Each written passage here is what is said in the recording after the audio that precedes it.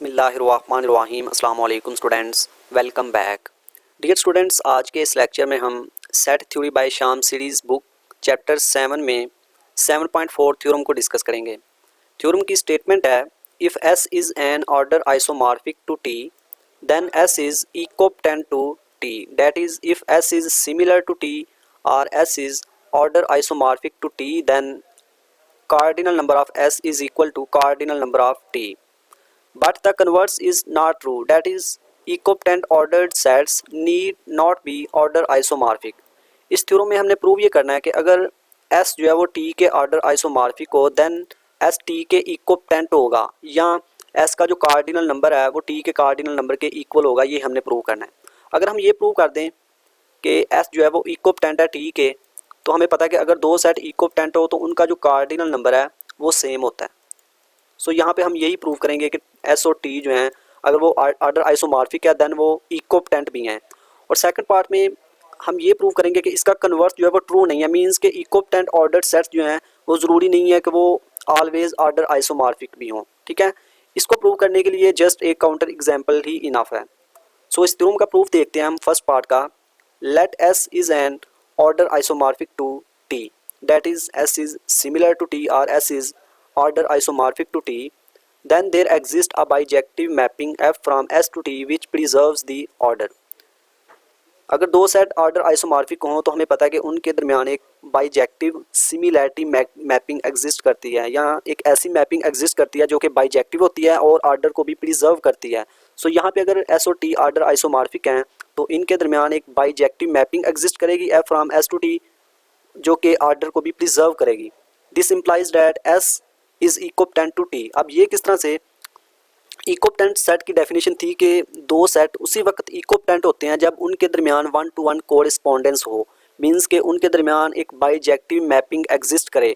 सो यहाँ पे एस और टी हमारे पास दो सेट हैं और इनके दरमियान एक बाइजेक्टिव मैपिंग एग्जिस्ट कर रही है। सो यहाँ से हम कह सकते हैं कि एस और टी जो है ये इक्विपोटेंट है। अगर ये इक्विपोटेंट है तो इनका जो कार्डिनल नंबर है वो भी सेम होगा। और यही हमने प्रूव करना था कि अगर एस और टी जो है वो ऑर्डर आइसोमॉर्फिक हैं तो वो इक्विपोटेंट भी होंगे या उनका जो कार्डिनल नंबर है वो सेम होगा। अब सेकंड पार्ट के लिए हम एक काउंटर एग्जांपल देते हैं कि हमारे पास दो सेट जो हैं वो इक्विपोटेंट तो हैं बट वो ऑर्डर आइसोमॉर्फिक नहीं है। Let p is equal to 1 2 3 up to so on be the set of positive integers and a is equal to -1 -2 -3 up to so on be the set of negative integers with the usual ordering less than or equal. Define a function f from p to a by f of n is equal to -n for all n belongs to p. अब यहाँ पे हमने function इसलिए define किया है, सबसे पहले हम ये प्रूव करते हैं कि ये जो दो हमने सेट लिए हैं पॉजिटिव इंटीजर और नेगेटिव इंटीजर का जो सेट हमने लिए हैं ये हमारे पास इक्विपोटेंट सेट हैं और ये जो हमने सेट लिए हैं फिर ये ऑर्डर आइसोमॉर्फिक नहीं है, ये हमने प्रूव करना है। सो इक्विपोटेंट प्रूव करने के लिए हमें एक फंक्शन चाहिए था जो कि बाइजेक्टिव हो, तो इसलिए हमने एक फंक्शन डिफाइन किया p से a में। ये किस तरह से हमने डिफाइन किया कि ये जो फंक्शन f है सेट ऑफ पॉजिटिव इंटीजर से इनपुट लेगा दैट इज़ n और आउटपुट में हमें एक नॉन नेगेटिव इंटीजर देगा दैट इज़ -n।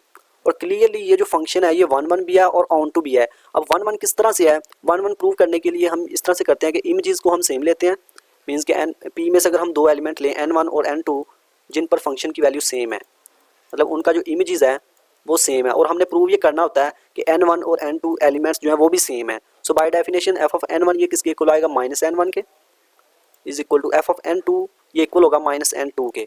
यहाँ से माइनस माइनस से cancel, n1 equal to n2।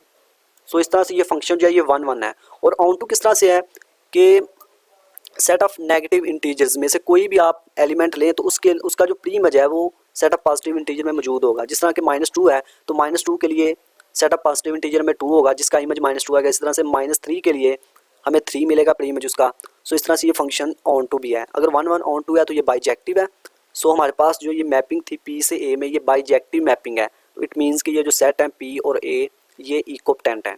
अब हम देखते हैं कि क्या ये जो मैपिंग है बाइजेक्टिव तो है, क्या ये ऑर्डर को भी प्रिजर्व करती है कि नहीं। ऑर्डर प्रिजर्वेशन के लिए हमने ये चेक करना होता है कि अगर यहाँ से हम कोई दो एलिमेंट लें तो उनमें अगर कोई रिलेशन है ये वाला, ठीक है, अगर हमने n1 और n2 दो एलिमेंट्स लिए p में से, अगर उनमें ये रिलेशन है तो इनका जो इमेजेस हैं n1 का इमेज और n2 का जो इमेज आएगा उनमें भी यही रिलेशन हो। सो ये हमने चेक करना होता है ऑर्डर प्रिजर्वेशन के लिए। तो हमने लेट किया कि n1 n2 p के एलिमेंट हैं और उनमें ये रिलेशन है। सो यहाँ पे हम क्या करेंगे कि माइनस से हम मल्टीप्लाई करेंगे। जब इस इनक्वालिटी को हम माइनस से मल्टीप्लाई करेंगे तो इनक्वालिटी का जो साइन है वो चेंज हो जाएगा, ठीक है।